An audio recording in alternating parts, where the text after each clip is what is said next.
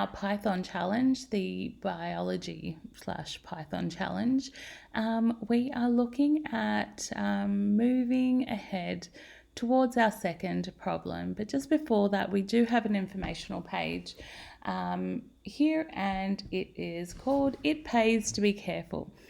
Now, did you forget to use capital letters or match the punctuation exactly? You might be thinking that it doesn't matter because the program did what it was expected to do. However, every time you write a program, you need to be very careful. Tiny mistakes like using the wrong coordinates can lead to big, expensive problems in these programs and in life if the program isn't done correctly. Always match your input and output exactly for all of the problems in this challenge. You can copy and paste any example code into any editor window. Try copying the example output below into the code editor and run the code to check the output matches. So what it's saying here is see whether we can copy this, and I'm pressing copy, the shortcuts, I'm putting that in there, and I'm saying run code. And did it actually print out hello biology? Yes. What it's saying is that if I copy and paste, it's much better than me actually typing HELLO and then looking up comma, space, doing a capital IOLOGY. And what happens if I forgot, if I just pressed run now? And it would be missing the exclamation mark there. Again, you can't just add it down here and then put in a exclamation mark. That's not how it works. You would have to put it up there into the program and then run it again. So simply copying and pasting will help ensure that you have not many mistakes and definitely no mistakes within the text part of the string that you might need printing out. Also, you can do that for variables, names of variables, and you'll see a bit later on that copying and pasting in this context is absolutely allowable and encouraged. Our next one is our second problem. Do you know Mr. DNA? Now, here's the problem. Stated here, they've got the words explaining it, and you can keep looking down as you go. So in Jurassic Park, the park scientists were able to recreate extinct animals using their DNA. Scientists don't believe this would actually be possible, but DNA does tell us how living things have changed over time. And you've got a lovely double helix structure there, containing a unique genetic code. In the movie, there is an educational video to explain how scientists used DNA to bring dinosaurs back to life. The video introduces Mr. DNA with the following phrase: "Oh, Mr. DNA, where did you come from?"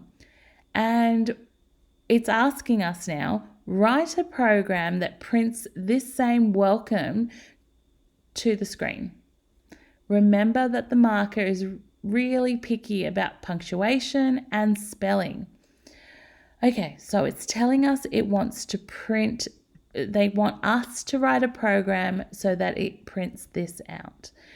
So as I showed you in the previous slide, we need to remember to copy and paste. So we're going to copy and paste it up here.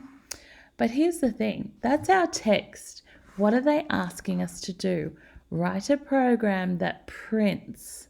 So we need to do the print function. And then, as we learned in previous slides, we need to do the open bracket. And again, the text doesn't magically happen like that. There we go. Yep. And then on the other side, we need to close those inverted commas and close the bracket to say the end of that print function. So we're saying print everything that is between here, and let's double check what they asked. Does that match? Yes, it matches because we actually copied and pasted, so there will be no spelling mistakes. Just double check. I don't have any spelling mistakes in the word print. I think that's all good. When you think it's all good, you go up to the run program. Then you look at what printed out. You compare that again to the phrase that they wanted. Again, I literally copied and pasted, and that's what it is teaching you to do. So there shouldn't be a problem. So once you think it's correct, you press mark, you press submit. It thinks about it, tests it, and tells you, yes, it's correct. Now, if a syntax error does come up, for example, if I did accidentally miss a Y and I run it, looks great, but I didn't realize, I go mark, and then I say submit. For example, this is the type of message that you might receive. Again, you would look at it. This one gives you a hint and says, did not print the correct words. Your program output says this, but it should say this. And maybe from that window there, you might say, oh, yes, that's right. Mine is missing a Y, possibly. Then you would make that change, run it again, make sure it's all good. You've done it to the best of your abilities. Then you submit again. And yeah, just trying to make sure you pass that section. Hopefully this was helpful, and let's move on to the next one.